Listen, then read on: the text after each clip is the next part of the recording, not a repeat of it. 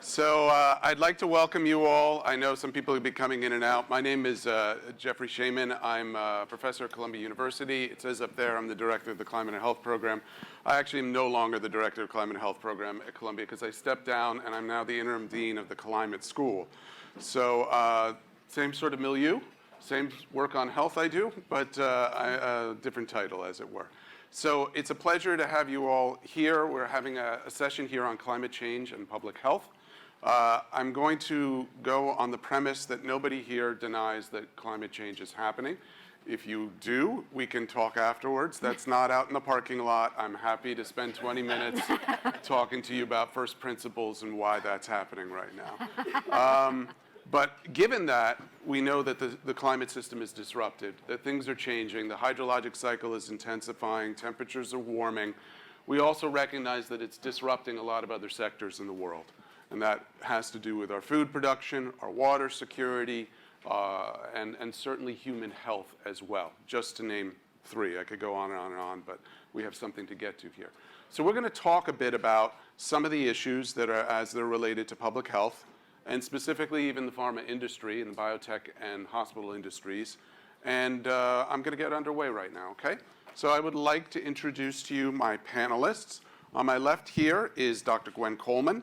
She's the director at the Office of Scientific Coordination, Planning, and Evaluation at the National Institute of Environmental Health Sciences. That's one of the institutes of the National Institutes of Health.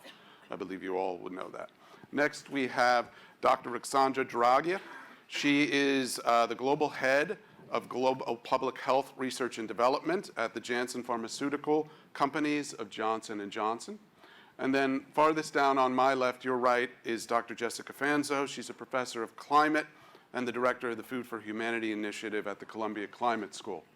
Lastly, on the screen up here, one of our panelists is joining us remotely. I don't know if he's going to wind up here or here. We have Sir Andy Haines. He is a medical doctor, professor of environmental change and planetary health at the London School of Hygiene and Tropical Medicine. So I'm going to dive into some of our questions here. We're going to spend about 50 minutes going through that, and we'll open it up a little bit at the end for a few questions from the audience, if you will. So I think I'm going to take the first one and actually pick on you, Gwen, if you don't mind. So the current state of academic and institutional research on the relationships of climate change and human health. What does the evidence show? What are the real world implications for health status, public health provision, and disease spread if countries fail to meet the UN commitments to limit growth in fossil fuel emissions? Well, thank you. It's really nice to be here and be part of this nice panel this morning. Let me start by saying that when we think about climate change, we read in the newspapers and we talk among our colleagues, health is not always in the conversation. People think about environmental change, environmental degradation, all of the environmental and economic drivers and outcomes that will happen due to our changing climate. And at the National Institutes of Health, we're really dedicated to making sure that health is part of the conversation and part of the research agenda for not only US-based research, but research all around the world. Because we know that climate change impacts everyone, not just in the United States, not just in the global south, but everyone. And we also know that doesn't impact everybody equally. There are specific groups of people that are more vulnerable and may be impacted in different ways because of the various aspects of the changing climate. And so when we think about research, there's been quite a lot of research over the years in this sector, but it doesn't go far enough. There's still so many left questions on the table. And at the NIH, we've developed a new research program that brings to bear the interests and mission of all 27 of the institutes. So as you, I'm sure, know, there are institutes that are disease-specific, neurology, cancer, heart, lung, and blood. Those institutes have not been engaged in the climate and health space, but now through a new strong collaboration with new funding from Congress last year, we're all working together to incentivize people in the health field to work with people in the climate field, to work with communities, people who are most affected, to understand what their concerns are, where they see the research gaps, and understanding. So when you think about different climate drivers, you think about heat, you think about flooding and drought, and you think about disasters like hurricanes and typhoons and things that are happening all over the world. And if you can just take any one of those, there's just a litany of things we don't know. And we really need to focus efforts on trying to parse out those important scientific questions, not just to understand the extent of the problem, but also to design solutions and to think preventively and think forwardly, so to be able to predict what we need for the future to live through the changing climate. So Ruxandra, if I could draw you in on this as well. We just heard from director at the NIEHS. From a pharma perspective and R&D, what is the level of engagement, institutional engagement, research on climate change and its implications for public health? How does that enter into your thinking? Indeed, our organization in global public health research and development in Johnson & Johnson is focused on this type of issues, and climate change affects us in multiple ways. So take, for example, dengue, which is one of our area of focus. Dengue infects approximately 400 million individuals worldwide every year. It is estimated that by 2080, 2.5 billion people are going to be in the area of spread of that mosquito, which is changing habitat due to climate change. We've seen this year, for instance, major outbreaks in Brazil, in Peru, in Bangladesh.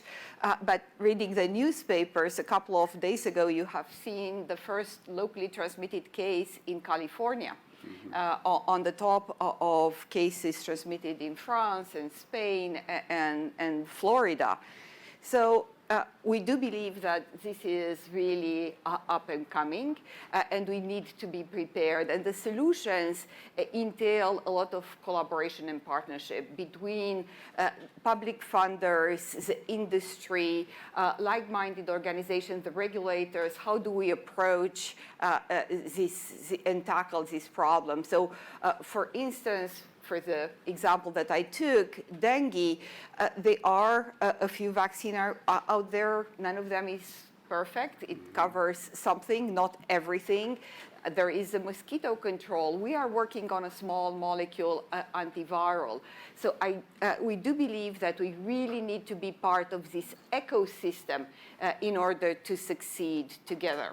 And I can give many other examples. With climate change, we will have zoonotic spills that are going to happen more often. If we are taking another disease like Ebola, in the 80s and 90s, we had 1 or 2 outbreaks. In the 2000s, we had 12 times more outbreaks of Ebola. We have seen the CDC in the last few weeks putting out there a notice that we have locally transmitted cases of leprosy in the United States. Mm-hmm. So all these diseases, I'm going to challenge Adam, who mentioned every therapeutic area for investment in the previous panel. I think that we need to really massively invest in climate change. Andy, I want to draw you in on the last portion of that question that I was posing there. What is going to happen? What do you think the implications are going to be if we fail to meet UN commitments to limit growth in fossil fuel emissions by 2050? Where do you see this going?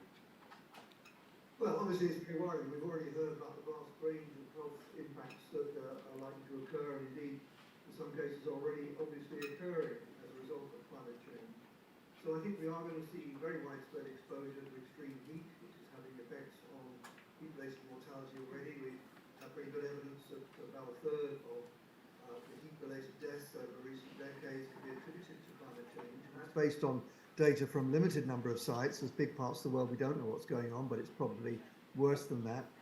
So heat will be one obvious effect. And it isn't just the effect on mortality, it's also the effect on labour productivity.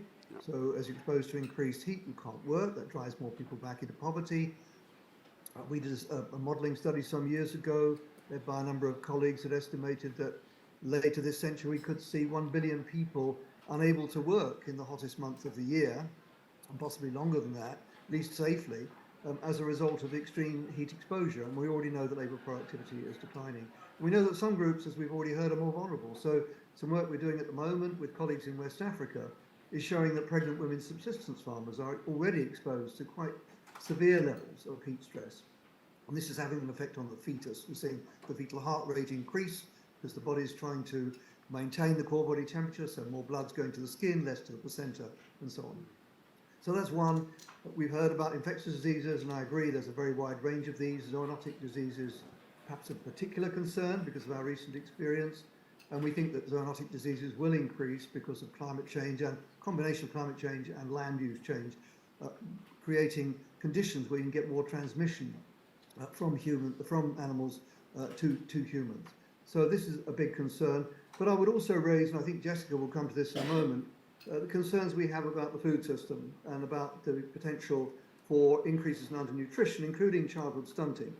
You know, stunting has lifelong impacts on people's capacity to their cognitive function, their ability to earn, their stature, their disease risk. So it has long-term effects. And finally, I would say there are these impacts that are more difficult to quantify, but I think very worrying. These sort of the impacts on mental health, on floods, droughts, extreme events, and so on. Population displacement, which is a big concern, also politically, of course, very contentious. So it's these difficult to quantify, but really pervasive social impacts that I think concern many of us at the moment. So my short answer is a very wide range of things, depending on where you are in the world. We should be concerned about all of them, but some are more concerning than others. I often, thank you, Andy, I often refer to those as complex downstream effects, where climate change is a stressor along with so many other economic and social drivers on it. And it leads to conflict, it leads to destabilization, movement of populations, et cetera. And just to put a pin on the point about the heat-related morbidity and mortality issue, I want to just remind people with a few statistics. This past July was the hottest month on the instrumental record, and that's an instrumental record that stands back 179 years globally. The total global temperature was.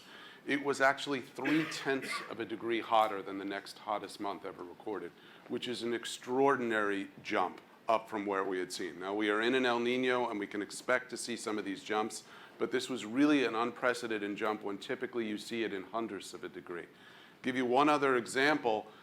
This past summer in the Persian Gulf airport, which is in southwestern Iran, they had a heat index, which is a combined measure that I'm sure many of us are familiar with of humidity and temperature, of 152 degrees Fahrenheit. That's 66.7 degrees Celsius. Planes don't function, people don't function. Talking about the work disruption that Andy was speaking to. We're seeing salient events like this, very unprecedented levels of temperature out there. So, Jess, I'm going to turn to you with another question, okay?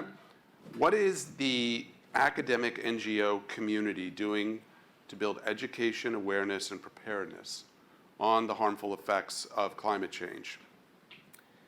So I think the academic community, and I can speak to the food system issue, which is in significant crisis right now, not only due to climate and extreme events, but COVID, the long tail of COVID and conflicts all over the world. And I think all of you are seeing it every day when you walk to the market. Increased food prices, food inflation. People are really struggling. This is a very now issue, massive food insecurity around the world with hunger numbers rising. So that's kind of the focus that I can talk about. In academia, we're doing a lot. We're trying to understand in real time how extreme events are impacting these large systems, be it a food system, health system, global or local. But it's really complex to understand all of the shocks that are hitting these systems and how they impact each other. Like the food system is very much in an intimate dance with many other systems. We had the pandemic, it was a shock to the health system, and it had implications on every other system.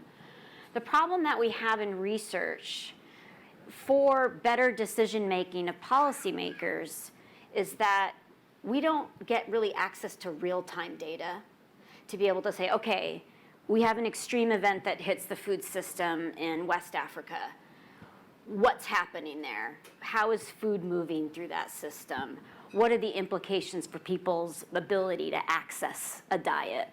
So we're a little bit lagged in how fast these events are coming and the response that we can take. So there's a lot of work on better data, real-time data, predictive data.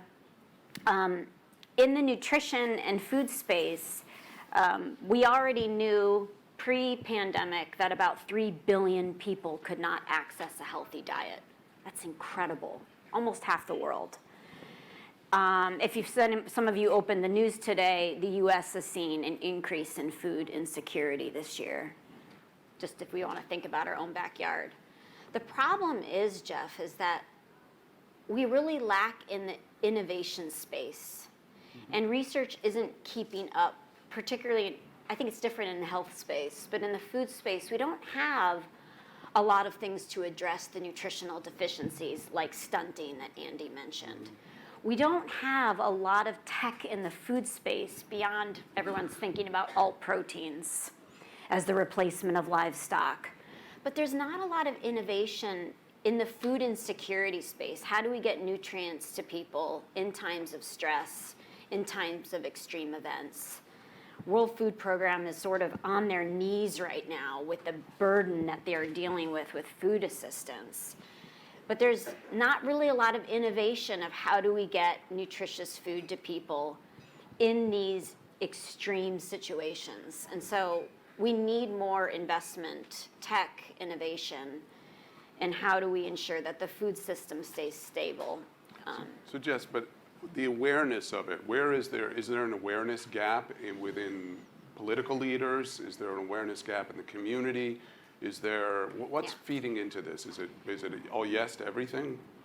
I think since the Ukraine-Russia crisis, people are starting to look at the global food system and being like, maybe this is a fragile thing after all, but something that we engage with every day, and we want food every day. We all need it for survival and for our traditions and culture. So I think it's starting to become a bit of a canary in the coal mine. But largely, food has been off the table at the COP meetings. It's not really discussed at all. Even though the global food system contributes 30% of total greenhouse gas emissions. So it's largely been ignored. We can say probably that health has largely been ignored in COP too, right? So these are these two areas that now I think people are starting to realize that we need to be addressing public health, nutrition, food security, because it's the most immediate impact that people are seeing with these extreme events and with the changing climate. So I think there's starting to be a turn, but it took 27 COPs to get fossil fuels on the negotiating table. So, yeah, but there's a big push right now. A lot of NGOs, academics, civil society, they're really trying to push at COP to hold policymakers' feet to the fire. So COP is the Conference of the Parties, which is the annual international meeting where there are actually negotiations that take place on what we're going to do to mitigate and adapt to climate change. Almost all the countries of the world participate in it. And we're very far off from the 2015 Paris Agreement, where every country agreed to stay below 1.5. We are nowhere near that. We're going to blow through that, unfortunately, in all likelihood.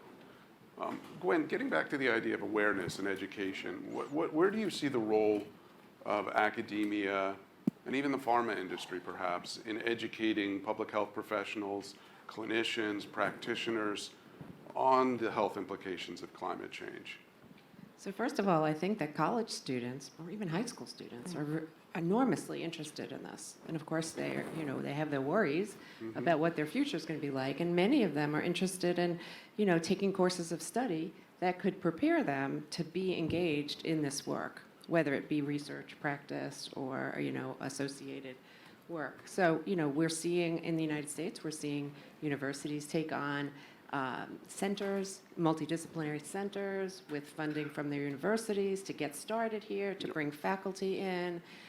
The creation of several new colleges, including yours, Jeff, but at Stanford, there are several universities that are building infrastructure to train, right, curricula, people in many different domains of science and practice to come and work with students because they're meeting the need of the students' interest and where they see the future. They want to do good in the world, and they see that there's a huge need for them to be engaged. So we reached out at the NIH to a wide number of people, asking them what do they know, what do they think, what would they like to see funding for in the future. And we heard, I wasn't aware of this niche, but a lot of physicians who are in early parts of their training, doing residencies, let's say in internal medicine and thinking about academic careers, are quite interested in understanding how climate factors impact the healthcare system in terms of service delivery, service disruption, using methods. They want to study and learn methods that help them monitor and analyze, electronic medical records and other kinds of administrative databases to see how a patient's clinical care trajectory might be altered when they're facing these climate disruptions in their life. So I think that's great. There's a society that was created for medical professionals that's based in Virginia, Climate and Medical Society, and there's a lot of really active work there, bringing the leaders who are physician scientists or allied health professionals to become advocates, to learn the methodologies, to share their knowledge, but also become advocates, to speak out to their local, governmental bodies, whether it be state, local, federal, and also how to talk to patients.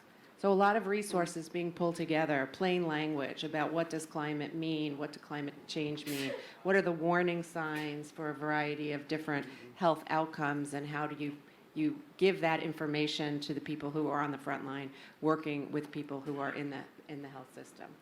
So we got a long way to go, but I think we're starting. And we certainly want to build a diverse workforce. We want to make sure that there's training available at every level in a variety of domains. And I think that it's really important for people to be trained within a sort of transdisciplinary framework, right? So what I mean is you need people who are social scientists and climate scientists and public health scientists and clinical sciences and economics and geosciences, all to be able to sit down at a table and take a problem and parse it out, teach each other what the interest in the language is. And if you work at the local level with people who are affected, communities who see repeated climate stressors, they can tell you a lot, and they can tell you how their life has been impacted, what they need in terms of adaptation and future resources in order to stay healthy and resilient through the environmental change that we're going through. Thank you. I think that is important to also mention that all these issues are global. We are very much focusing on high-income countries, but that resilient health system has to actually be everywhere in the world in order to, and of course the disease is no borders. So I'll take the example of the Ebola outbreak in 2014, 2016 in West Africa. The healthcare workers were somewhere between 12 and 32-fold more numerous to unfortunately die during the outbreak than the regular population. So exactly those that were at the heart of the healthcare system were the most affected. So I think that part of that education and healthcare strengthening, we have to actually look at how we can do this globally and bring the communities together. We've talked about behavioral sciences, a lot of AI and modeling. So for instance, our team in J&J have developed in mathematical modeling to really predict dengue outbreaks approximately 6 to 8 weeks ahead of the outbreak happening. If you can have this type of tools, obviously that applies for food too, you can be prepared. You can have your vaccines, you can have your antivirals, you can have your mosquito control measures in place, and maybe because of these measures have either a lower impact or squash the outbreak. But we really need to plan ahead, and I think that there is where the entire community has to work together in order to be able to do so. So Ruxandra, can I follow up with a specific question? Do you think there is space within the medical school curriculum, let's say here in the US, where it's a post-baccalaureate education, within that very dense curriculum for education on climate change and its health impacts, or do you think that's something that really needs to be addressed because it's so full already afterwards with, continuing education? I think that it is too late if we are letting it for the continuous education. I do believe that both in the public health curriculum and in medical school, one should incorporate it from the get-go. Mm-hmm. And obviously, the colleagues who are in the public space could contribute to that. All right, I'm gonna pivot a little bit to talk a little more about ag. I'm gonna bring Andy and Jess in. I'll probably start with you, Jess, on this.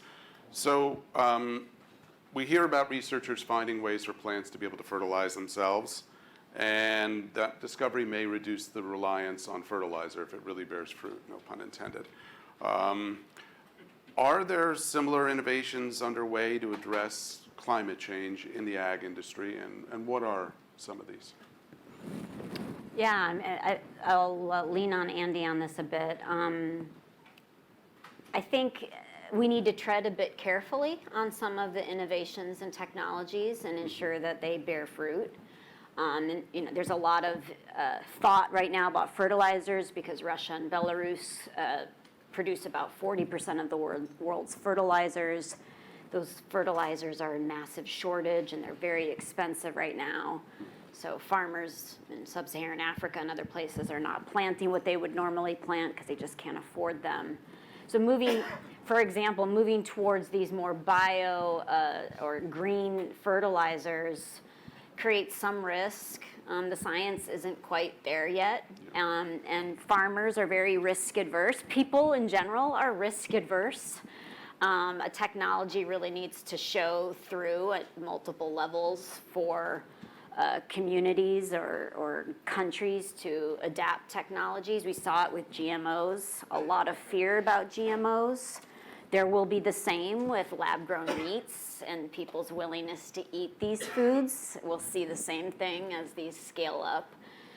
I think there is technology around some of the near-term data and this anticipatory approach to a potential drought or precipitation. So I think in the data space and the AI space, there's a lot of innovation.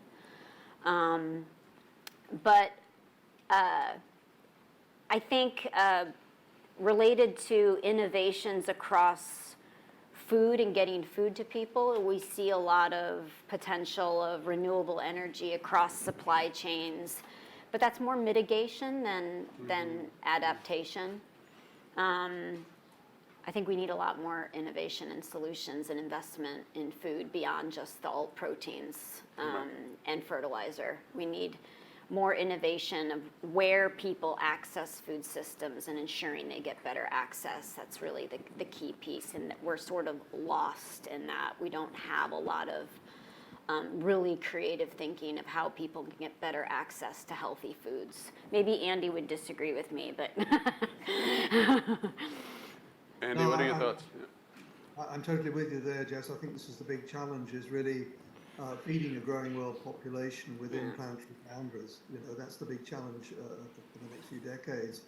And we know that in high-income countries, people tend to overconsume animal products, if I can say that, because that's driving a lot of the greenhouse gas emissions from the food system. Obviously, methane from ruminants being a key issue here.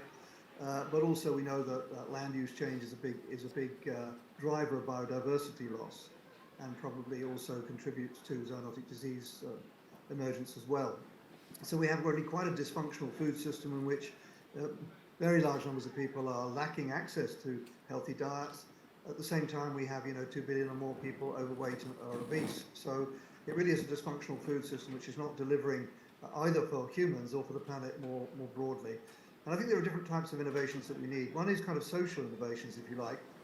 How do we, within the economic limits which every society have, actually deliver a healthy, probably more predominantly plant-based diet than we've had in the past, certainly in high-consuming countries and animal products. How do we deliver that in a more equitable fashion to to populations. That's a really big challenge, I think, which no country has fully sorted out, but some countries have more equitable access than others. The second is more technological innovation, which you've alluded to, Jess, and I agree there are some promising technologies coming along on stream, but some of those are as yet unevaluated. So, for example, cultured meat, it may have quite a high environmental footprint at the moment anyway. Maybe that will change in the future.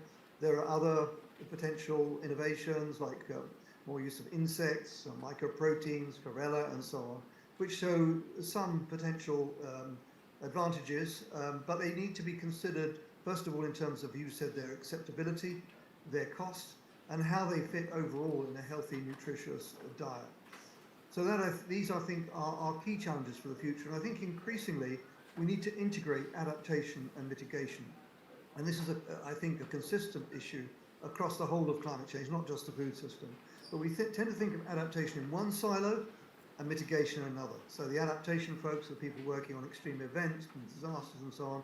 The mitigation people are working on energy and sometimes food systems. And increasingly we need to bring those ideas together because we have to adapt, because we're already at 1.2 degrees. So we have to adapt whether we like it or not. But we have to mitigate, because if we don't mitigate, it'll make it more difficult to adapt in the future. And we'll reach the limits to adaptation, I believe, obviously more quickly. So integration, I think, is going to be crucial. Thank you. Does everybody know adaptation and mitigation, the distinction between the two? Mitigation is how we actually reduce the rate of growth or climate change through policies of decarbonization, moving to a net zero carbon economy. Adaptation is how we deal with the effects of climate change, how we make ourselves more resilient. So there are two pieces of it, and within the larger political debate, there is a huge amount of interest in mitigation, decarbonizing our electric sector, our whole energy sector, how we make concrete, how we do our business.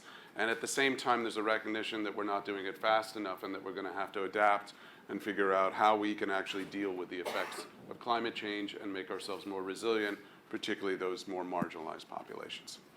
It's interesting if you're looking, because there is this big parallel with what happened during the various pandemic and epidemic outbreaks, that famous cycle of panic and neglect. We tend to be very little prepared, and we tend to actually pivot to the response very often when it is too late. So I think that there is where the big intersection between what you're talking about on the pure climate side and how we are going to look at the health. We really need to shift that paradigm towards being much better prepared, foreseeing. We know that those things are going to happen, yeah? It's just that we are tending to ignore them because they are not an emergency now for us today, while in fact they are. We just don't probably see them because we are in a high-income country in a very nice place, and we don't particularly pay attention.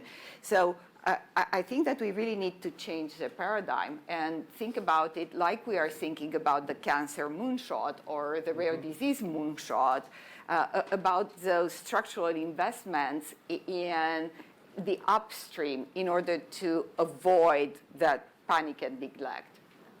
Be more proactive. Gwen, you wanted to say something? Yeah, I wanted to say that sometimes when people think about mitigation and they think about the health impacts or they think about adaptation, you know, it's like two different worlds of people working on things, right? The engineers are working on mitigation and they're not thinking about health.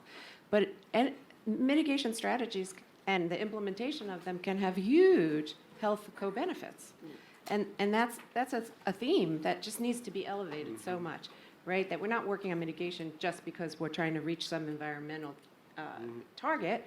We want to mitigate because we want people to be healthy, right? You want to give an example? Yeah, an example is that there's been some movement in the United States to close some coal-fired power plants. So those power plants add to the greenhouse gases. The air pollution that spews from these is very dangerous and unhealthy. People have cardiovascular disease, lung cancer from these emissions. And so as energy systems take these offline, we're already seeing in the literature documentation of how these health impacts are going down. So it requires surveillance, it requires research to document what's happening after you have an engineering change or you have a sector change that would help us meet our mitigation goals. And I think that if we're able to document those and speak about them and bring them to the attention of policymakers or people who are influential in these sectors, they could see that there's even more benefit to doing what they're doing. It's not this sort of abstract target of reducing temperature. It's about the lives of people who live in these communities.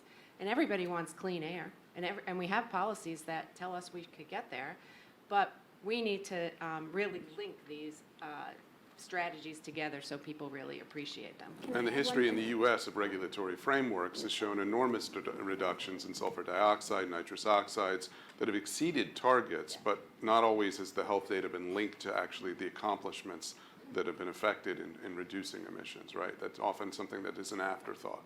And even in the regulatory space of reducing air pollution all over, there's hot spots where there's places that are not in compliance, or there are more vulnerable people living around an area that has an enormous burden of petroleum refineries or energy sources or any of these things, and those communities suffer more.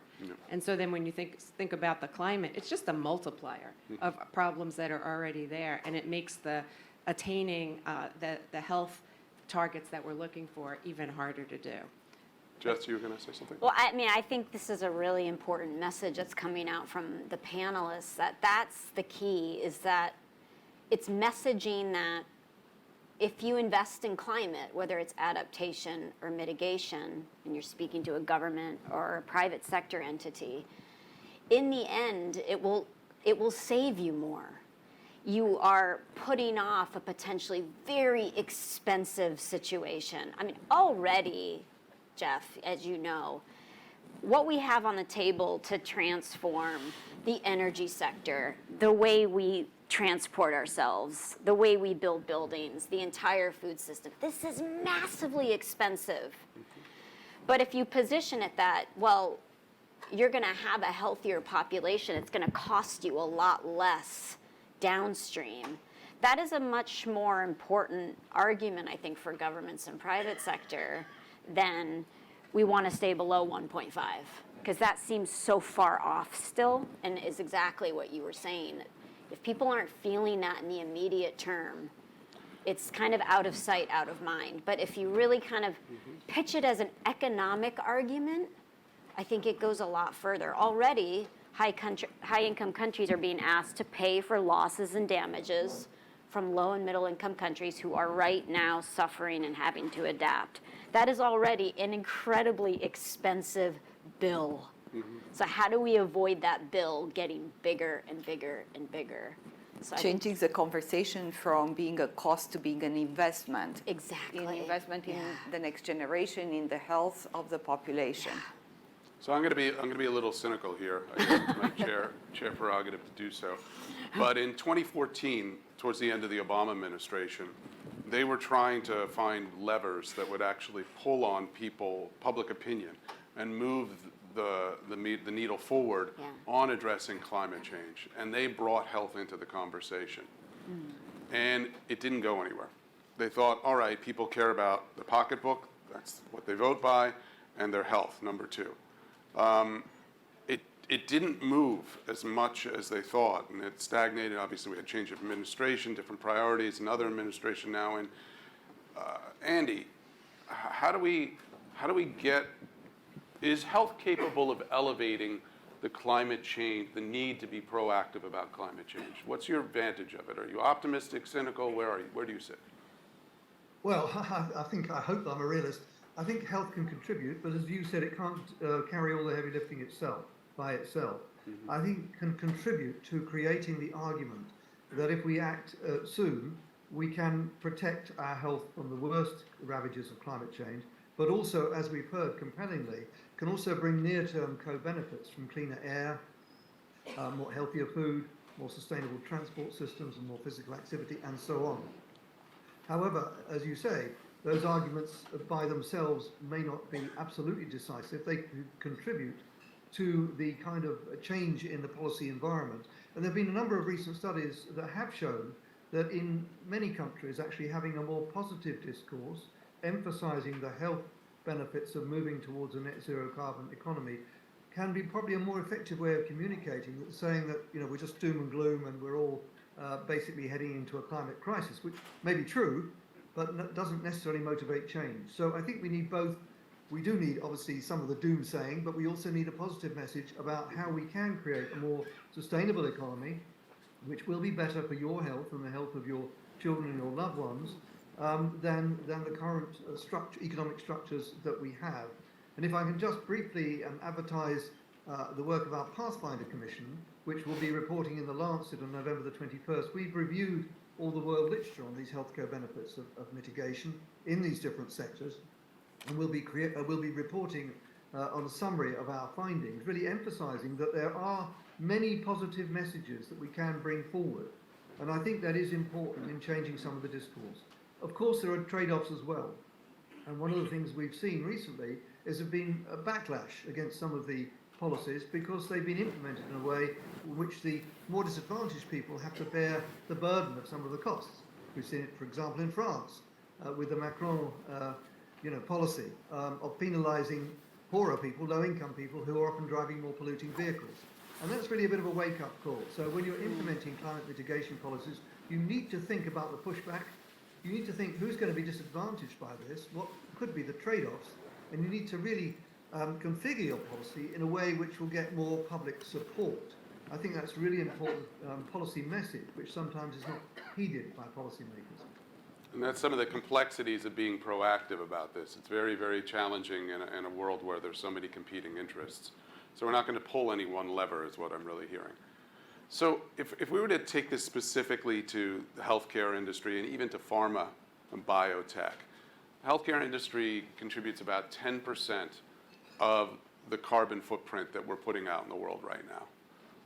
Ruxandra, what can hospitals do, what can pharma do to lower its own footprint in terms of producing greenhouse gases?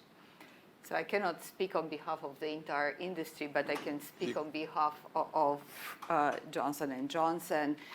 So as we stand today, approximately 65% of the energy that is used is coming from renewable sources. Even half of my team, who is based in Bercy in Belgium, that particular campus, 80% of the energy is coming from geothermal. We are actually moving towards our target of reducing by about 40% that consumables.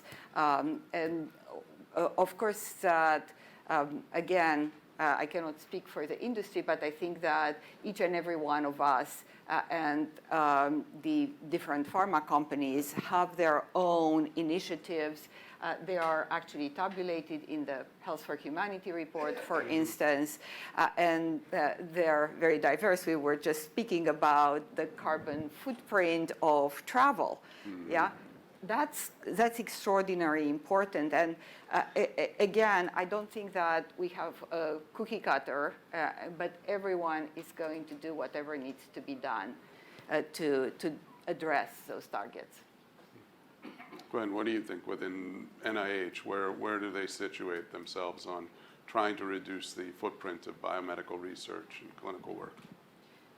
Well, excuse me, I could say that NIEHS has led some of the thinking around, how to use our energy systems on our own campus.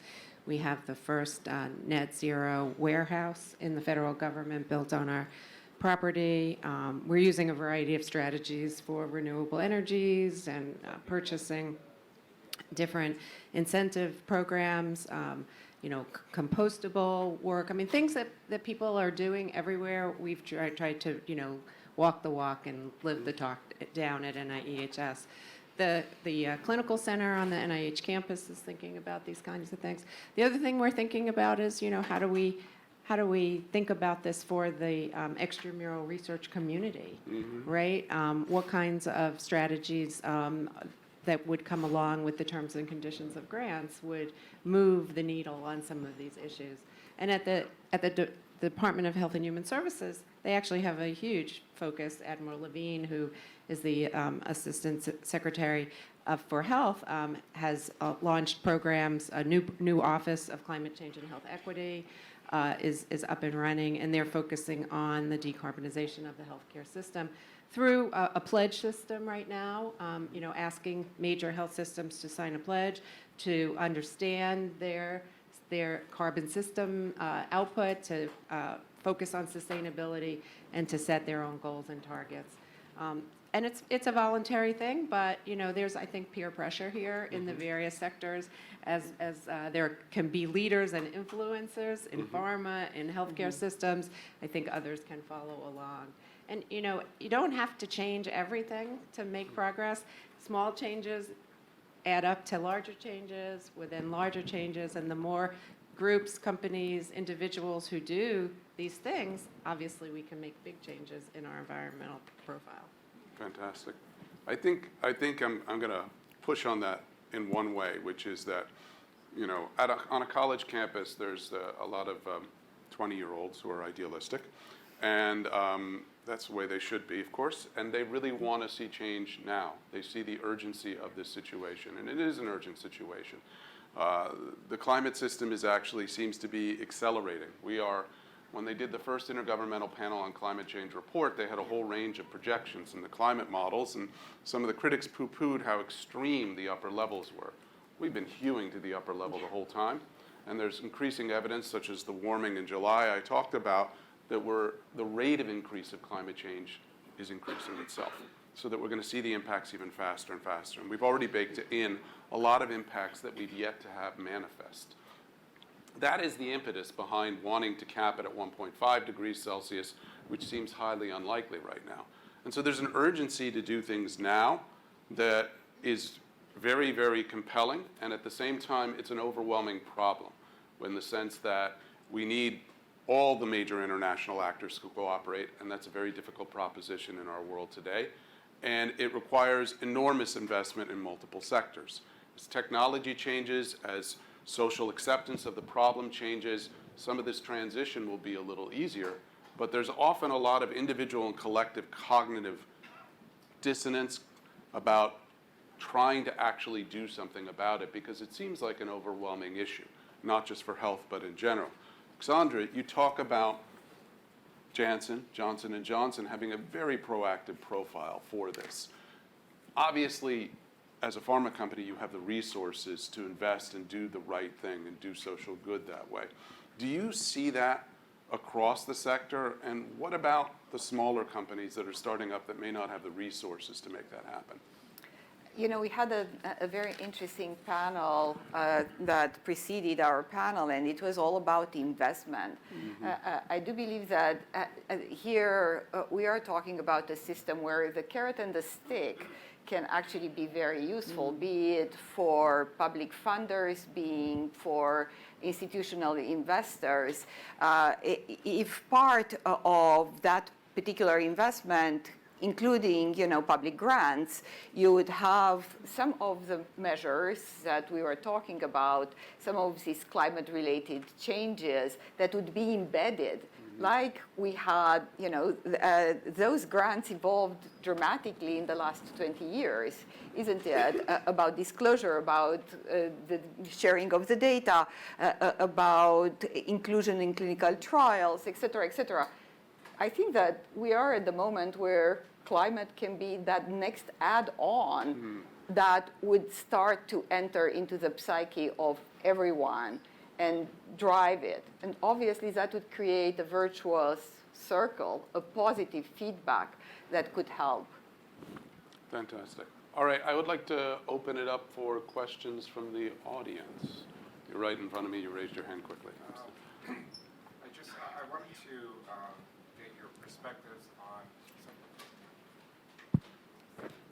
wanted to get your perspectives on something that Andy touched on about counter economic and health arguments to mitigation strategies. For example, policymakers and politicians make the argument that if you close down sectors of the economy, like closing down coal plants, you're disproportionately affecting economically disadvantaged individuals to begin with, and that if you don't have replacement opportunities, employment opportunities in place already, that unemployment in and of itself is linked to many adverse health outcomes. How do you address those arguments? I mean, I can give you a specific example in the livestock sector. The livestock sector is huge in the United States and very powerful, with a lot of lobbying power. And we did a study, a modeling study, looking at, in the context of no real action, business as usual in the climate change space. What if the United States were to start to shift towards more alternative proteins and away from beef consumption? 10%, 20% shift, 30% shift with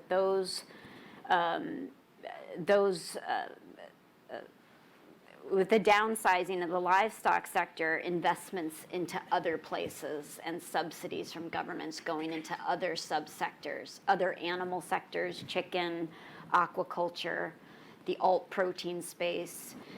And that's what happens, right? So in our modeling study, the livestock sector contracts about 1.2 million jobs. It's a lot of jobs. But those jobs are absorbed in these new emerging sectors. So I think always when we're thinking about the contraction of some of these sectors, there has to be trade-offs looked at, and what other sectors emerge in that space where some of those who are employed and depend on those sectors for their livelihoods could potentially move into with incentives to do so. So I think, again, there's this whole kind of trade-off analysis of what happens if we do this, that we need to get much better at providing for policymakers and private sector, as some industries are forced to contract, and what that means for certain populations. And obviously, there are going to be some individuals that are negatively impacted. That gets at the population scale, Jess, right? Yeah. It doesn't talk about the individual.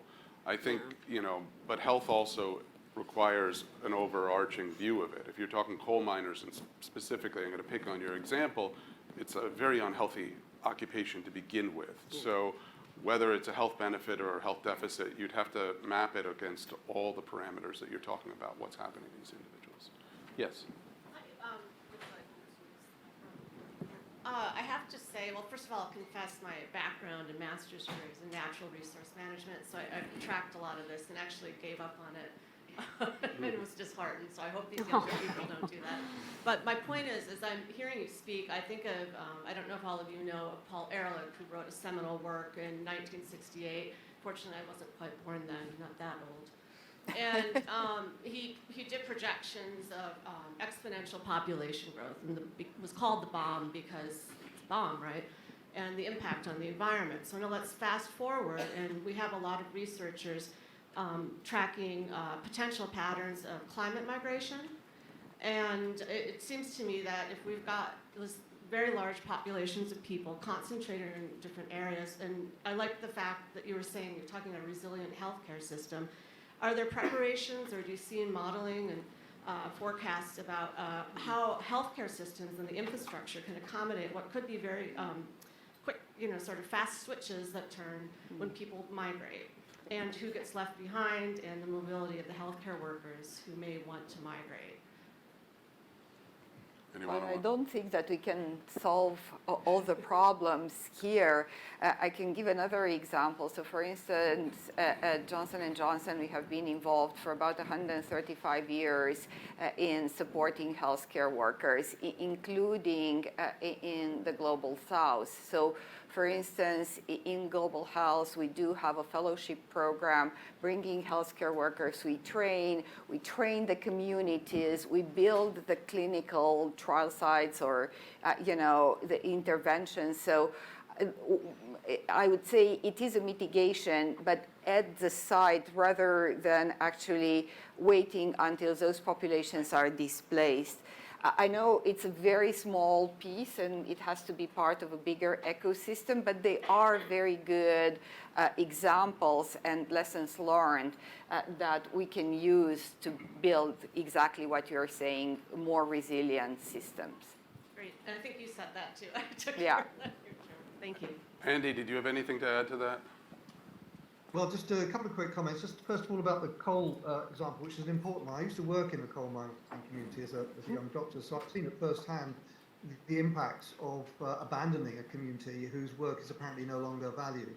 But I think there are other ways of handling it, and there are, what we do need is programs, job creation programs, which would help to make the transition from the old polluting industries, as Jess has pointed out as well, to the new type of economy that we need much easier.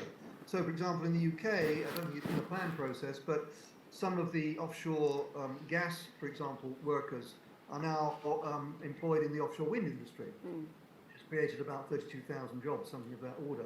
We could also create a lot of employment through a retrofitting of homes with much more insulation, heat pumps, and other ways of making housing more sustainable and healthier.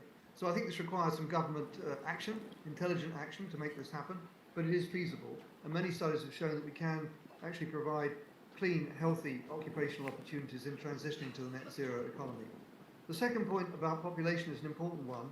I think, though, it's important to recognise that it's not population growth that's primarily driving the increase in emissions.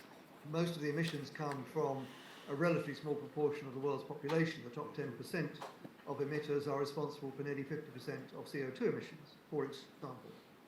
So we do need to tackle the emissions from those of us who have live in more privileged and higher consuming countries. But population growth is important because, of course, we're seeing population growth in parts of the world which are particularly likely to be exposed to many of the extremes of climate. So it is absolutely vital to address population growth, and as we've already heard, to plan for migration. But remember that some countries, like my own, for example, imports a lot of health workers from countries which are threatened by climate change. There are supposed to be regulations that regulate that. I don't know how successful they are.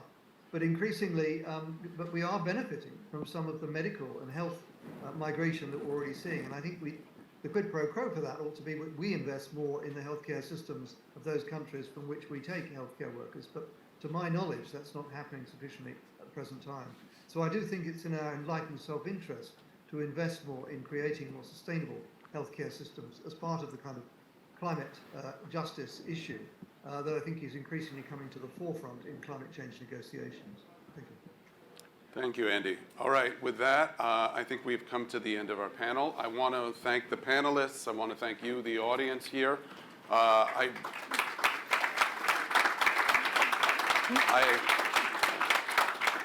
don't want you to be overly depressed because this can be a very depressing topic. I know that it's there. So you're on a break right now, and I'm supposed to remind you that please return to your seats after the coffee break because the next panel is Mental Health in America. Hopefully that will be more uplifting.